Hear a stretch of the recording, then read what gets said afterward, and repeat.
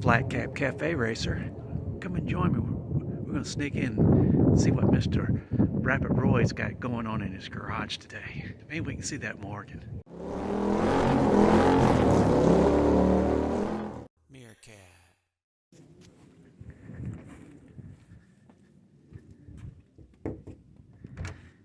Anybody home? Hey, come on in. Welcome. Hey, we thought we'd take a chance and see what you've done to your update to your Morgan since the last time we talked to you, which was about 7 months ago. Well, except for the short ride we did. If I'd known you were coming, I would have cleaned. Oh, this place is absolutely filthy. We've got Roy's car over here. What year is this, Roy?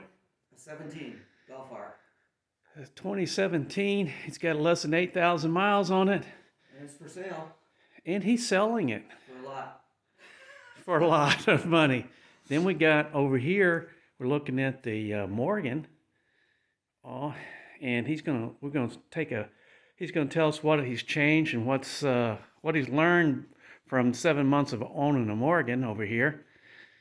And if you take a look over here, some of the bikes he's got his Yamaha that he did the tat on.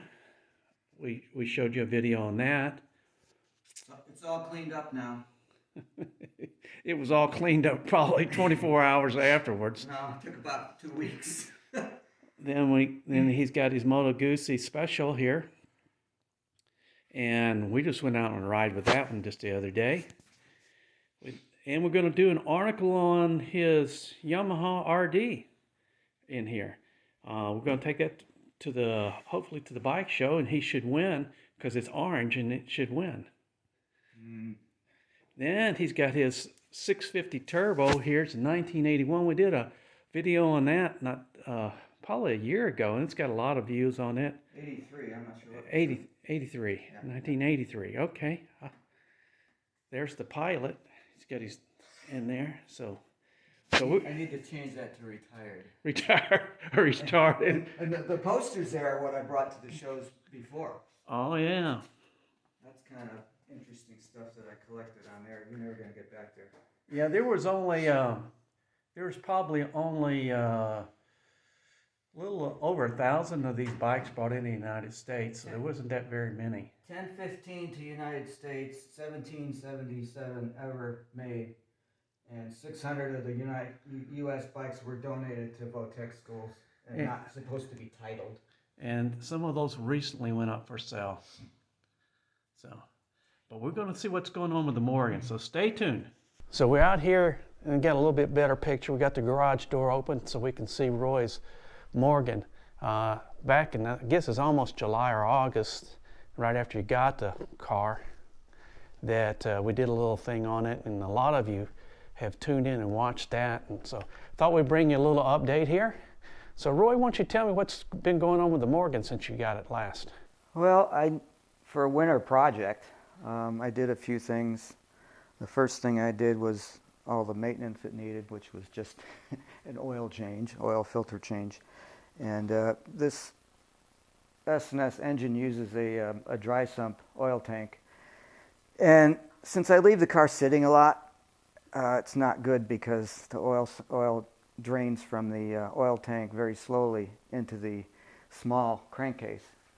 So it's called wet sumping, and it's not good. So what I did was put a valve on the oil line from the tank to the engine, and it's underneath there. I don't know if you want to get it, or you'll get a shot of it later maybe.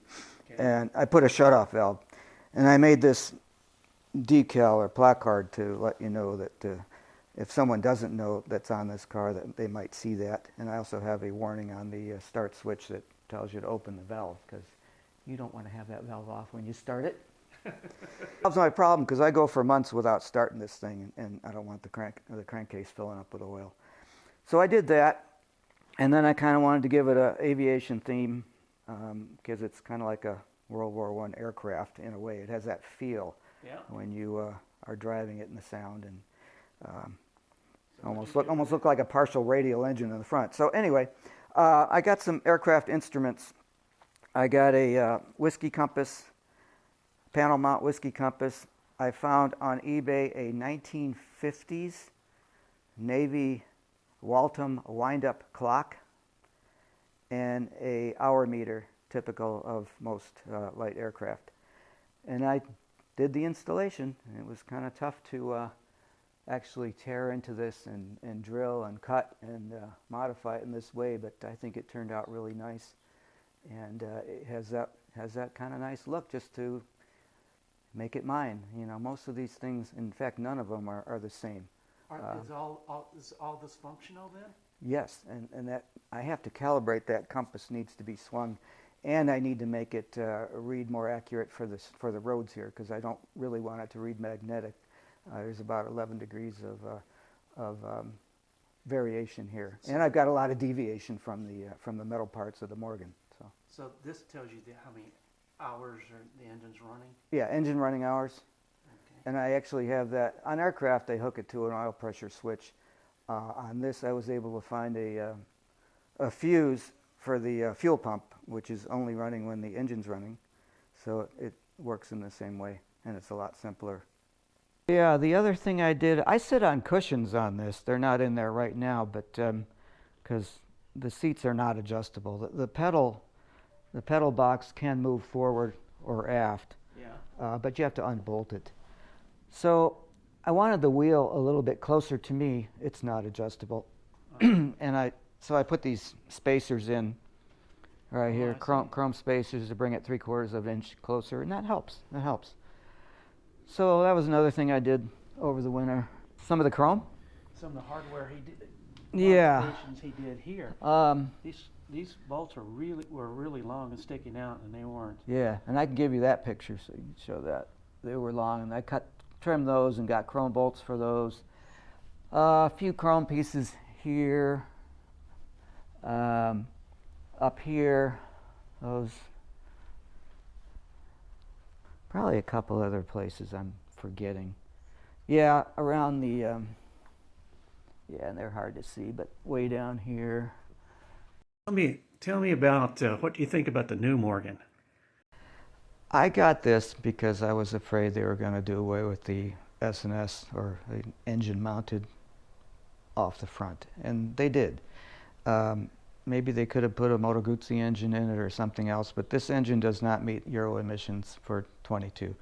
So I got one of the last ones with the S&S engine, and the new one has a 3-cylinder Ford engine, 1.5 liter. This is 2 liter. And I just like the appearance of this better. Tell me what you think. I went online and I did look at it, and it really, they've taken the essence of the Morgan away from it by, one, removing the engine out in front, and some of the other changes, like they had bungee cords to the side of it. And it's like it's set up for traveling, and you know, I never do that. So, and it doesn't have the exhaust on the side like this does. And I don't know. I'm glad I got this one. This is one of the last ones they made. Well, another part of it is when they start making that new one, they've made this one a lot more valuable because. I'll go along with that. How many miles you got on it, Roy? 224, I think. 224. Well, this is a Flat Cap Cafe racer, and I appreciate Rapid Roy taking the time showing us his Morgan 3. And hopefully, he's only got a couple hundred miles on it. He hasn't got it broken in. I would sure like to get a ride with it. And I think Why don't you drive it? Oh my God, I'm about to pass out. I'll let you drive the turbo. Oh man, I got to do that. So once we get it out on the road, we'll do another video of it, because it sounds neat, it looks neat, and I bet you riding in it's going to be really great. So this is a Flat Cap Cafe racer out for today. Thanks for watching. Say bye, Roy. Bye. Join me and my friends at Flat Cap Cafe Racer for riding and racing. Please subscribe.